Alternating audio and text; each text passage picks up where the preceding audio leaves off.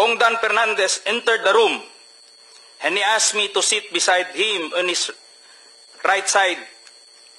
And then Kong Abante entered the room, sat far end of the chair on the right.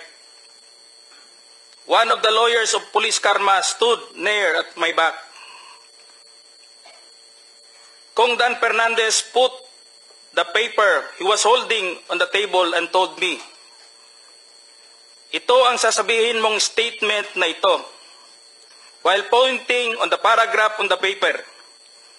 "Ito ang supplemental affidavit ni Colonel Garma. Sabihin mo, alam mo ang reward system. I-confirm mo lang." Kong Dan told me to read the said affidavit. However, I asked the copy of affidavit he was showing to me to read it. He did not give it to me. The lawyer of Police Colonel Garma said, "Ikaw lang ang pwedeng magsabi niyan," sabi ni Colonel Garma. I was puzzled and I asked myself, why me? I respectfully told him that I cannot confirm. They are saying as I have not read the affidavit. We went silent for a while. And then Kong Dan Fernandez said, while holding the affidavit, "Saan ka pwede?" "Dito, noong 1999, about DDS. Alam mo to, pulis ka na sa Davao nito." I politely told him that I was not still with the PNP because I was working with the Bureau of Jail Management and Penology in 1999 that time. After some time, Kong Abante asked me how many years do still I have with the PNP.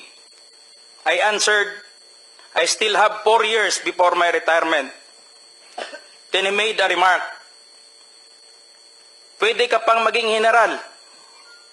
I humbly responded to him, "Masaya na ako sa ranggo ko, sir. Pagkatapos nito, sir, uuwi na lang ako. At magtatanim na lang ako ng kamote sa amin."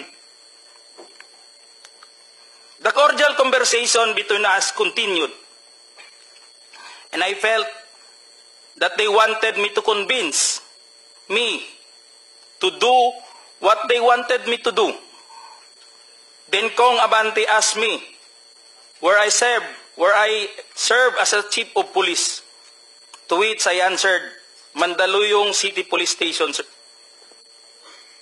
Kong Abante then persuaded me by saying, "Ikaw naman, Colonel, ganito na lang. Alangan namang walang insidente o pangyayari sa panahon na yon." I answered, and I served as a COP in Mandaluyong during the COVID-19 pandemic, and there were less crime committed. And we did not receive any reward from anyone.